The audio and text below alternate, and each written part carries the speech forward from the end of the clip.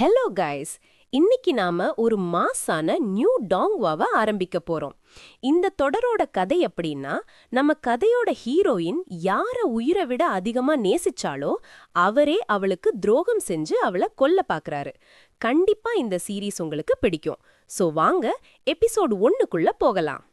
எபிசோடோட ஆரம்பத்துல நம்ம ஹீரோயின் யாங் பாங்சு அடிபட்டு உயிரை காப்பாத்திக்க ஓடிக்கிட்டு இருக்கிறத பாக்குறோம். அப்படி ஓடும்போது அவளோட பழைய நினைவுகள் ஃபிளாஷ்பேக்ஸ் அவள் மனசுல வந்து போகுது. யாரோ ஒருத்தர் வெறும் 10 வருஷத்திலேயே இம்மார்டாலிட்டிய அழியாத நிலைய அடைஞ்சிட்ட, இன்னையிலிருந்து நீதான் இந்த லுமினாரா கிளானோட மிக இளைய செக்ட் லீடர் அப்படின்னு சொல்றது கேக்குது. யாங் பாங்சூவோட அப்பா அவகிட்ட அந்த செக்ட் லீடர் டோக்கனை கொடுக்கறாரு. அங்க இருக்கிற மத்த சீடர்களும் அவளுக்கு வாழ்த்துக்களை சொல்றாங்க. ஆனா அடுத்த நொடியே அங்க இருக்கிற எல்லாரும் கொடூரமா கொல்லப்படுறாங்க. அந்த அதிர்ச்சியில இருந்த யாங் பாங்சு நாம் பிழைக்கணும், எப்படியாவது உயிர் வாழணும் அப்படின்னு சொல்லிக்கிட்டே ஓடுறா. சீன் அப்படியே கட்டாகி ஒரு அழகான இடத்தை காட்டுறாங்க. அங்க யாங் பாங்சுவும் லூசியன் அப்படிங்கிற ஒரு பொண்ணும் இருக்காங்க. லூசியன் நம்ம ஹீரோயினுக்கு ஒரு பிங்க் கிரவுனை வச்சு விட்டு நீ பார்க்க ரொம்ப அழகா இருக்க அப்படின்னு பாராட்டுறா. அது மட்டும் இல்லாம அவளுக்கு ஒரு பிரேஸ்லெட்டை கை காப்பா பரிசா கொடுத்து இதை என் நினைவா வச்சுக்கோன்னு சொல்றா. அப்போ அங்க யாங் பாங்சுவோட தம்பி வரான்.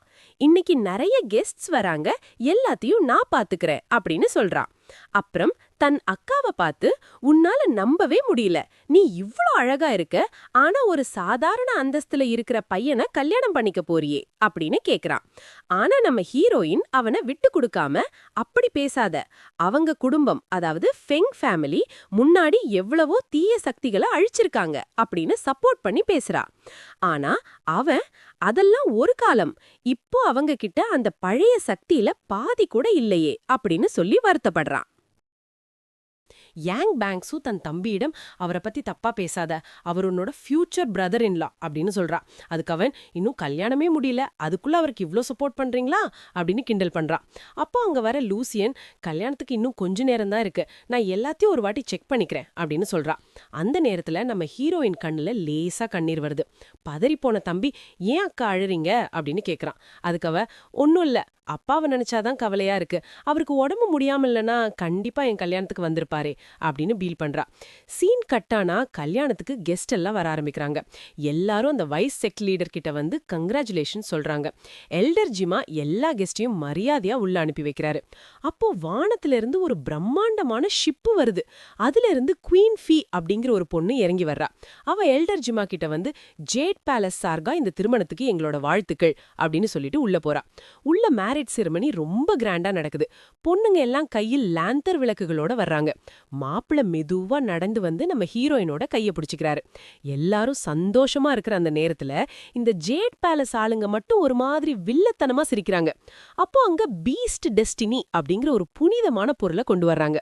உங்க 2 பேரோட ஒரு சொட்டு ரத்தத்தை இதுல விடுங்க, இதுதான் உங்களோட சத்தியம் அப்படின்னு சொல்றாங்க. முதல்ல மாப்பிள்ள ரத்தத்தை விட்டுட்டு, நான் எந்த சூழ்நிலையிலும் உனக்கு துணையா இருப்பேன் அப்படின்னு சத்தியம் பண்றாரு. அடுத்ததா நம்ம ஹீரோயின் யாங் பாங்சுவும் தன் ரத்தத்தை அதுல விடுறா. அவ சத்தியம் பண்ணிக்கிட்டு இருக்கும் போதே திடீர்னு அவர் பிரேஸ்லெட் இருந்து வந்த அந்த டார்க் எனர்ஜி அப்படியே அவளோட வெட்டுப்பட்ட விரல் வழியா உடம்புக்குள்ள போகுது.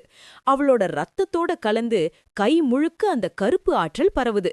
இத பார்த்து அங்க இருக்கிறவங்கலாம், இது அந்த தீய சக்தியாச்சே அப்படின்னு ஷாக் ஆகுறாங்க.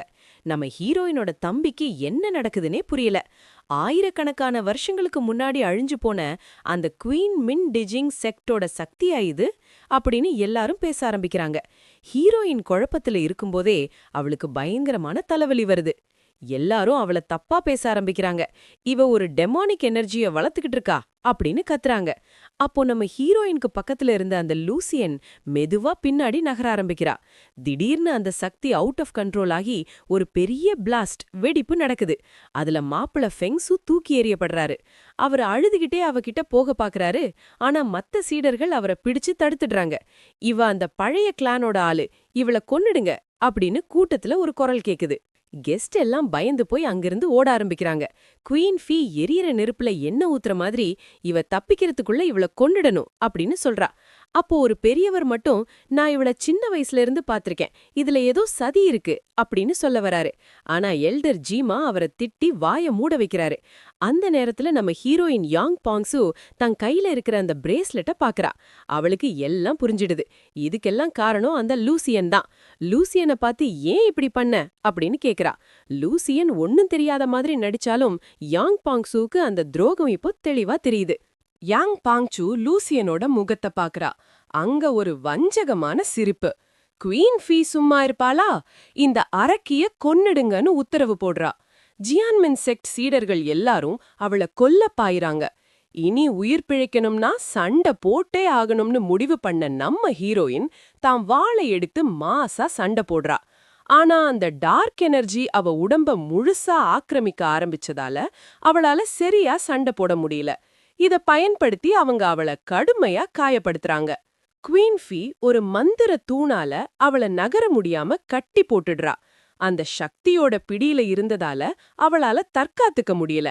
அப்போ அங்க வர்ற சாங்யூ ஒரு பேய்க்கு செக்ட் லீடர் ஆகிற தகுதி இல்லன்னு சொல்லி மின்னல் தாக்குதல் நடத்துறான். அவ என்ன நம்புங்க, நான் எந்த தப்பும் பண்ணலன்னு கதறா.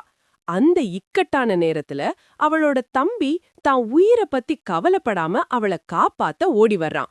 அக்கா, நீ கவலைப்படாத, நான் உன்னை பாத்துக்கிறேன், நீ அப்பா கிட்ட போன்னு சொல்றான். அந்த பாச பார்க்கவே ரொம்ப எமோஷனலா இருக்கு.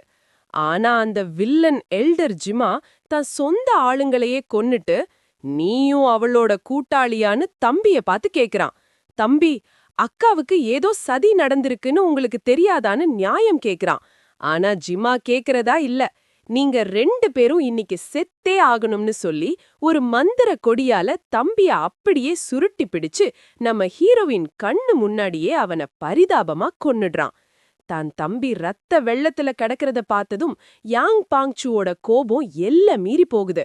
அவளுக்குள்ள இருந்து ஒரு பயங்கரமான சக்தி வெடிச்சு சிதறுது. அந்த வில்லி குயின் பியாங்லிங் எல்லாரும் பிளான் பண்ணபடி அட்டாக் பண்ணுங்க அப்படின்னு கத்துறா. அவளோட முழு சக்தியையும் திரட்டி நம்ம ஹீரோயின் யாங் பாங்சுவ தாக்க வர்றா. அந்த இக்கட்டான நேரத்துல நம்ம மாப்பிள்ள ஃபெங்ஷு குறுக்கே வந்து நிக்கிறாரு.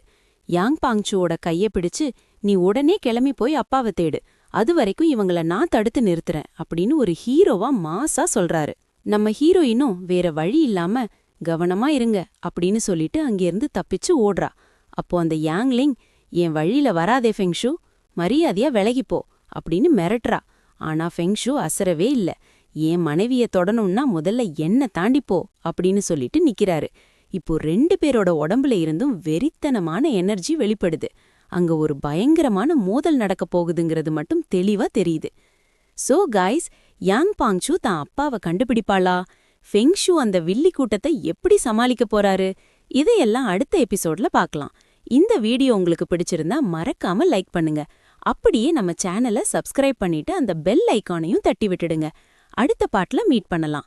Tata, bye bye.